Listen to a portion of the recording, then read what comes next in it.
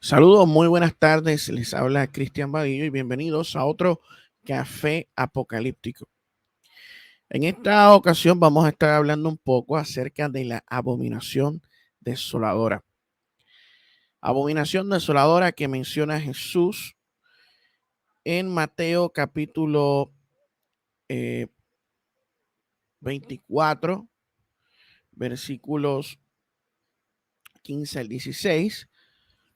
Vamos a ir ahí un momentito para que ustedes vean.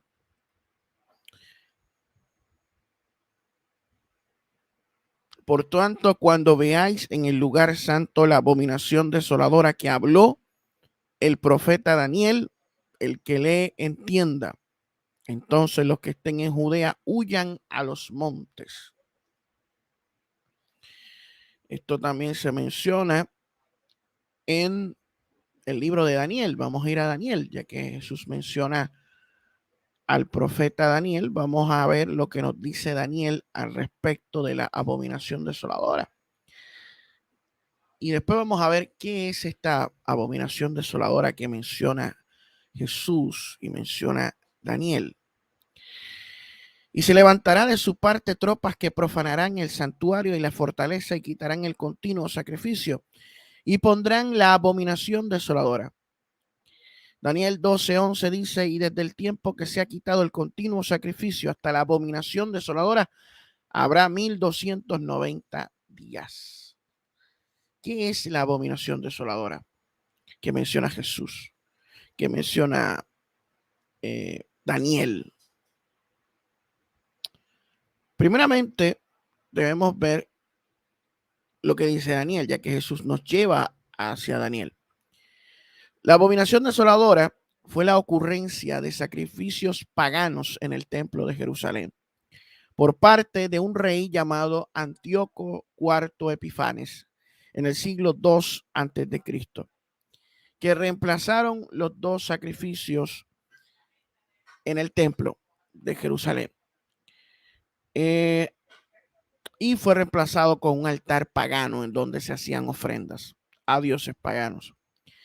La expresión fue retomada por los autores de los evangelios en el contexto de la destrucción romana de Jerusalén y el templo en el siglo I, específicamente en el año 70 después de Cristo. En el libro de Marcos, Jesús da un discurso sobre la segunda venida. Mateo 24, 15 al 16 que acabamos de leer, enfatiza la referencia a Daniel. Y Lucas, capítulo 21, versículos 20 al 21, describe a los ejércitos romanos. Pero cuando viereis a Jerusalén rodeada de ejércitos, en los tres casos es probable que los autores tuvieran en mente un futuro evento escatológico, es decir, del tiempo del fin o quizás actividades de algún anticristo.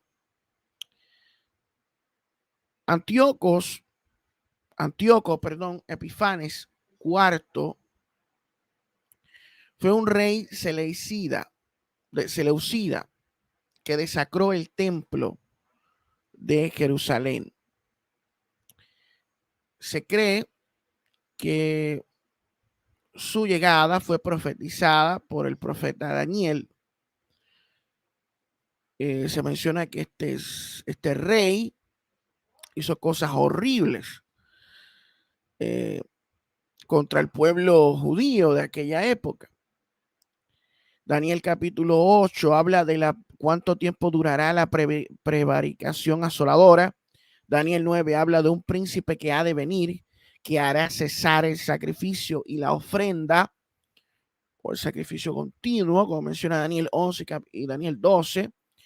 Después, con la muchedumbre de las abominaciones vendrá el desolador. Daniel 11 menciona y cuenta la historia del rey arrogante extranjero que establece la abominación desoladora. Y en Daniel 12 se le dice cuántos días pasarán, que acabamos de leer. Se cree, hay puntos de vista acerca de esto. Vamos a mencionar otros puntos de vista acerca de qué era la abominación desoladora. Uno de los más populares, más antiguos, era que era una deformación despectiva o un disfemismo de la deidad fenicia Baal Shamim, el Señor del Cielo. Filón de Biblos identificó a Baal Shamim con el dios del cielo griego Zeus. Y como el templo de Jerusalén fue dedicado nuevamente en honor a Zeus en Segunda de Macabeos, que ya mismo vamos para allá.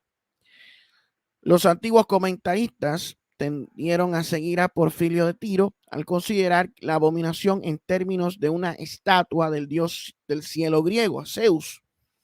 Más recientes han sugerido que la referencia a ciertas piedras sagradas, posiblemente meteoritos, que se fijaron en el altar del sacrificio del templo con fines de adoración pagana, ya que el uso de tales piedras está bien atestiguado en los cultos cananeos y sirios.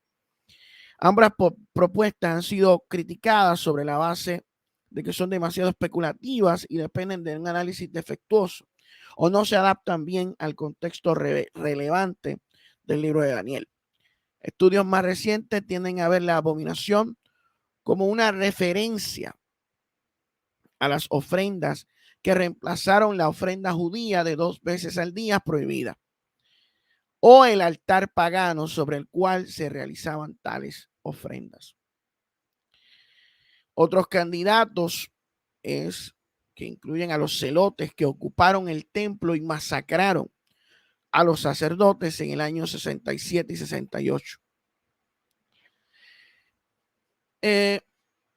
Vamos a ver quién es Antíoco Epífanes IV. Vamos al libro de Macabeos. Vamos a estar utilizando un libro deuterocanónico donde se menciona la historia de este rey. El libro de Macabeos fue un libro escrito durante el periodo intertestamentario, es incluido en el canon etíope y en el canon de la Iglesia Católica Romana. No es parte y no forma parte del canon protestante, sin embargo, se puede utilizar como una referencia histórica de eventos que sucedieron durante el periodo intertestamentario. Cuando el rey Antíoco se enteró de todo esto, pensó que Judea quería rebelarse. Entonces, lleno de rabia, salió de Egipto con su ejército y se dirigió a Jerusalén. Les ordenó a sus soldados que mataran sin compasión a todos los que se encontraran y que les cortaran la cabeza a todos los que intentaran esconderse en las casas. Un hombre sanguinario, hostil y salvaje. Nadie escapó de aquella matanza. Ni jóvenes, ni ancianos, ni mujeres, ni niños, ni siquiera los recién nacidos. En tan solo 3 días fueron asesinadas unas 80,000 personas y otras tantas fueron vendidas como esclavas. Como si eso fuera poco, Antíoco se atrevió a entrar al templo de Jerusalén, el más importante de toda la tierra. Su guía fue Menelao, aquel que no había obedecido las leyes ni respetado a su patria. Con sus manos sucias, el rey tomó los utensilios sagrados y se llevó las ofrendas que otros reyes habían dejado allí para aumentar la grandeza y la importancia y el honor del templo. Era tanto el orgullo de Antíoco que no reconoció que Dios se había enojado por un corto tiempo con los habitantes de Jerusalén debido al pecado de la gente de esa ciudad.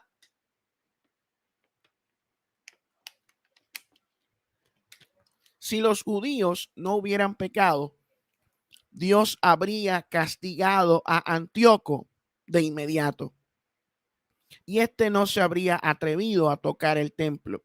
Es decir, le habría pasado lo mismo que a Heliodoro cuando el rey Seleuco lo envió a robar el tesoro del templo.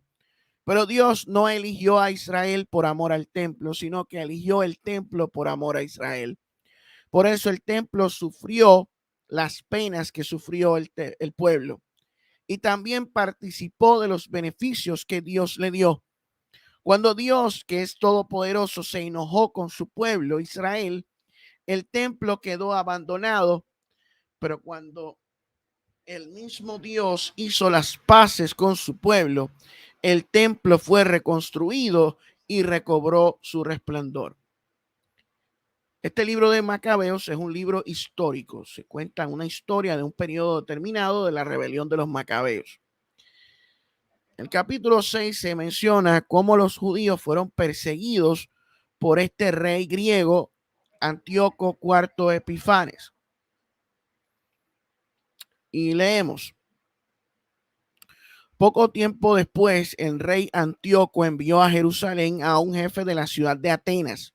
Sus órdenes eran obligar a los judíos a dejar por completo las costumbres de sus antepasados y las leyes de Dios.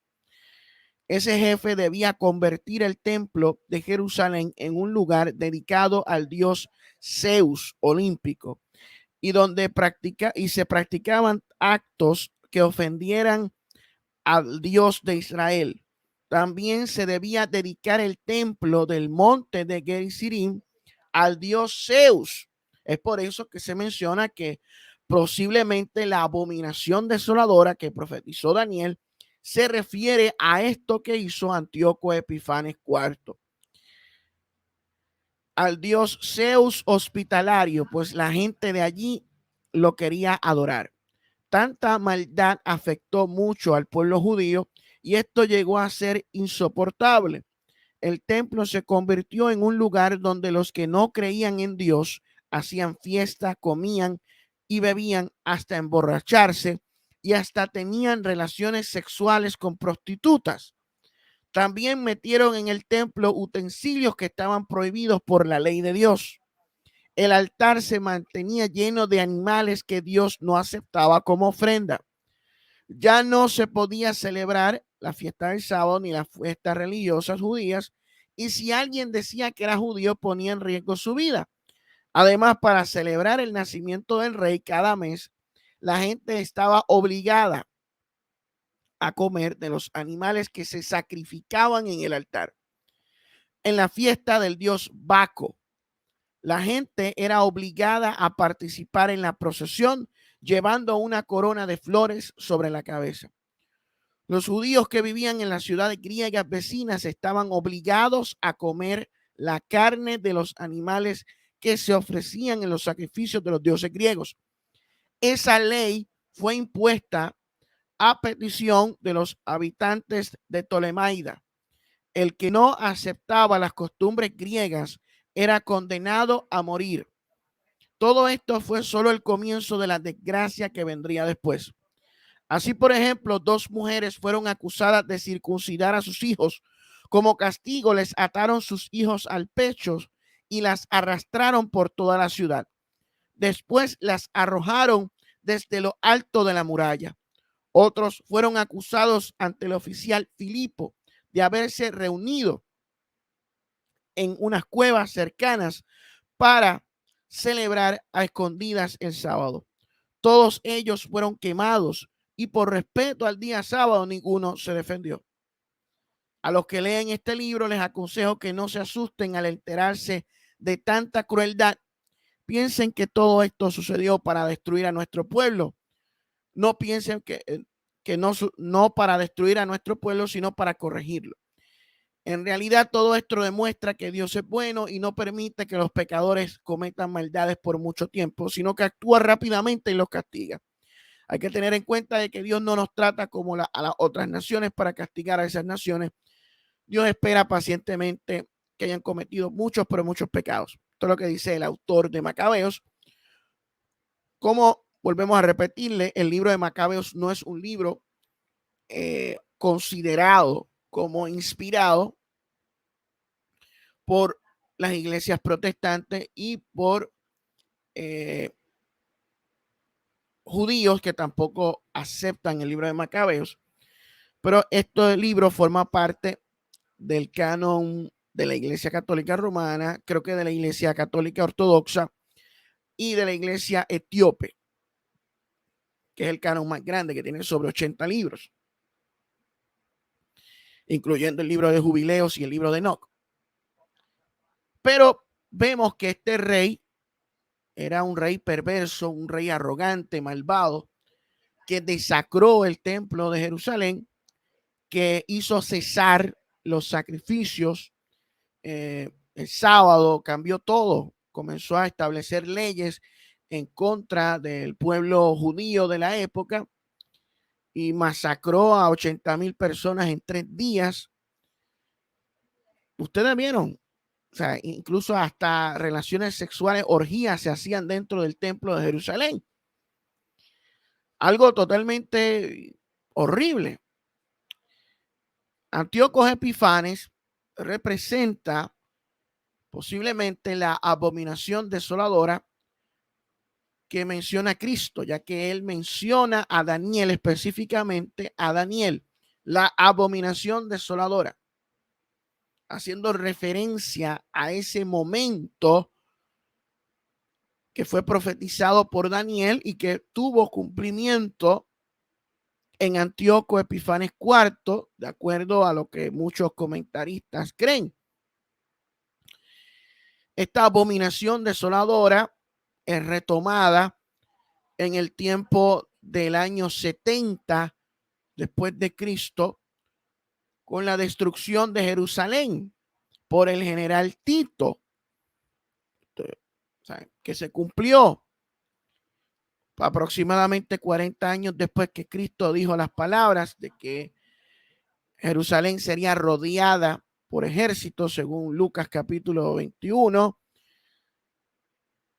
que huyeran a los montes los que estuvieran en Judea y todas esas cuestiones. O sea que la abominación desoladora se ha manifestado, de acuerdo a algunos comentaristas,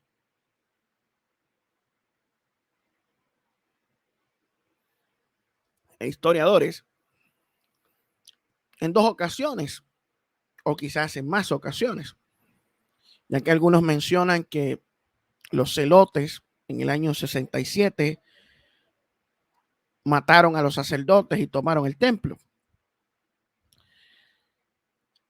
Pero Antíoco Epifanes es el más fuerte de los candidatos en cuanto a qué es la abominación desoladora, que luego Jesús menciona cuando setían a Jerusalén en el año 70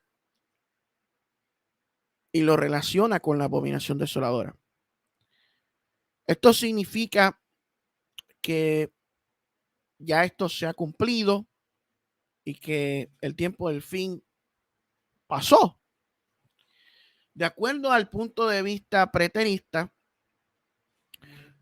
el tiempo del fin se cumplió en el tiempo de la destrucción de Jerusalén en el año 1. El preterismo total enseña que todo se cumplió ahí. Todo acabó ahí. Ya Cristo regresó en juicio. Ya el Señor recogió a sus escogidos desde un extremo del cielo hasta el otro. Esa fue la gran tribulación, la cual no ha habido desde el principio del mundo ni la habrá. Algo que yo en lo personal no considero que todo se haya cumplido en el año 70. Yo en ese aspecto puedo ser preterista parcial en cierta manera, aunque yo creo en un historicismo, futurismo, pero acepto ciertas cosas del preterismo parcial. Entiendo que hubo un cumplimiento en el pasado, hubo un cumplimiento inmediato, y esta manifestación de la abominación desoladora no se cumplió una sola vez, sino que 200 años antes que Cristo mencionara la abominación desoladora ya había ocurrido. 40 años después vuelve a suceder y es muy probable que vuelva a suceder aún en el futuro, en un cumplimiento pleno y definitivo del fin de todas las cosas y el regreso físico de Jesucristo. El preterismo total dice que Cristo ya vino, que su segunda venida fue la venida del Espíritu Santo, que la destrucción del mundo en realidad fue la destrucción de Jerusalén en el año 70, que Cristo regresó en juicio. Pero nosotros creemos en la ortodoxia. Creemos en la ortodoxia, y la ortodoxia cristiana enseña que hay un tiempo del fin. A lo largo de la historia de la iglesia se ha creído que habrá una gran tribulación previo a la segunda venida de Cristo. Los padres de la iglesia creían en esto. Los padres de la iglesia no creían que todo se había cumplido en el año 70. No creían que ya el anticristo había aparecido y que ya todo se había acabado. No. En los escritos de los padres de la iglesia se habla de un anticristo futuro, no de un anticristo del pasado, sino del futuro. Muchos de estos padres de la iglesia incluso eran discípulos de los apóstoles, que preservaban la doctrina apostólica. O sea, que hay escatología de la patrística que viene directamente de los apóstoles, que tendríamos que tomar en cuenta la historicidad de una escatología que presenta un tiempo del fin futuro.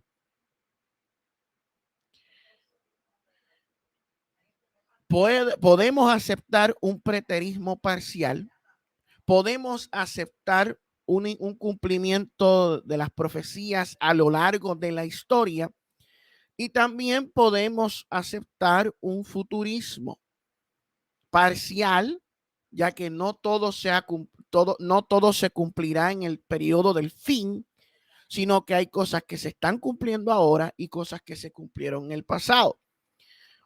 Es como yo digo, hay cosas que se cumplirán en 3 tiempos: en el pasado, presente y futuro. Así como en la Biblia menciona lo que era, lo que es y lo que ha de venir.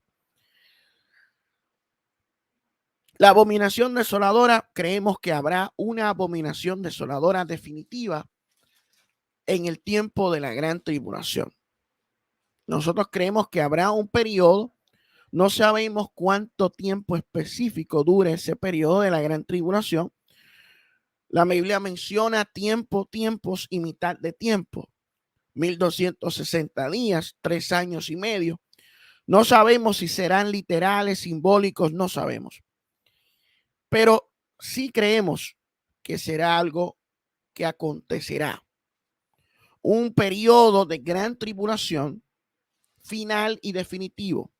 La última persecución contra la iglesia de Cristo de manos del anticristo. Un anticristo real y futuro. Creemos que Antíoco Epifanes IV es una sombra de ese anticristo que perseguirá a la iglesia en el tiempo del fin.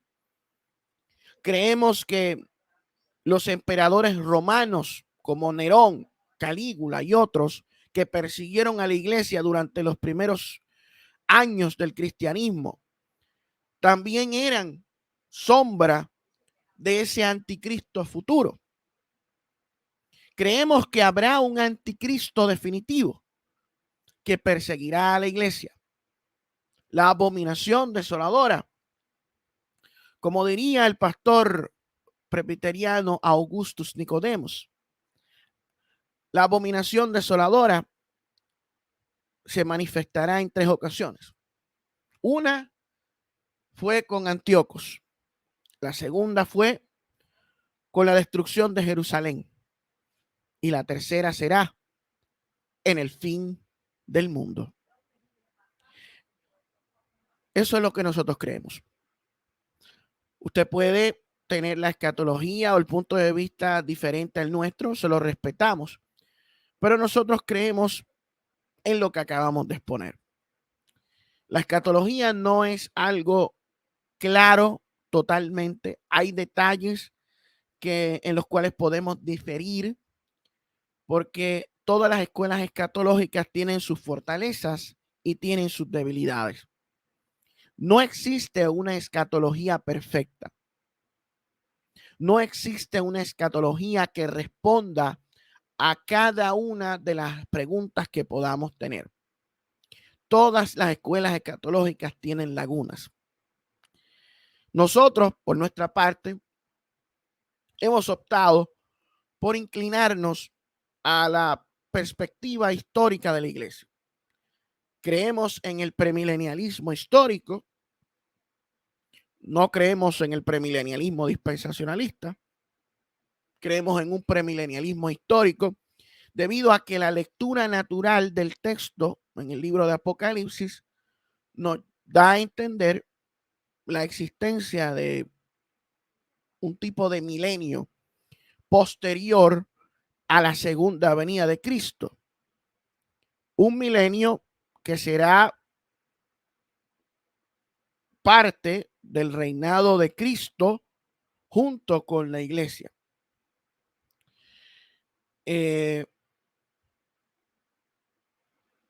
Nosotros creemos en un futurismo parcial con historicismo y aceptamos algún tipo de preterismo parcial.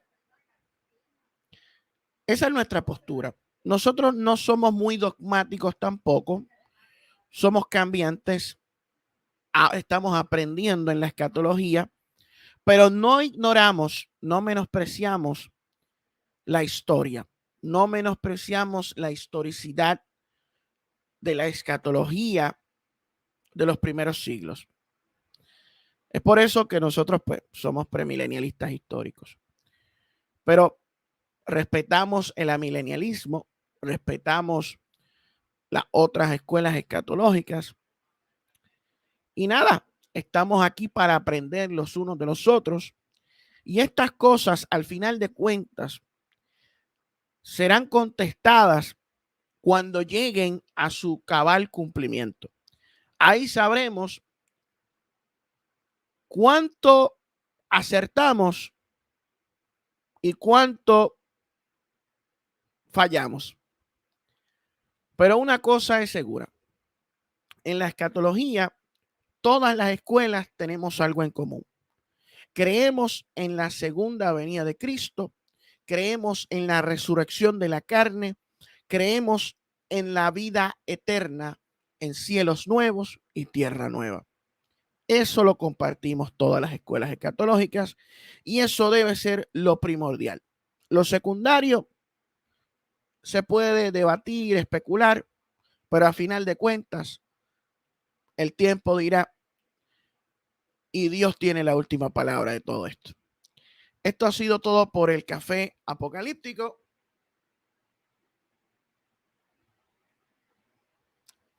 Nos vemos el próximo sábado, si Dios lo permite. Muy buenas tardes. Y esta noche los esperamos en Noche de Tertulia.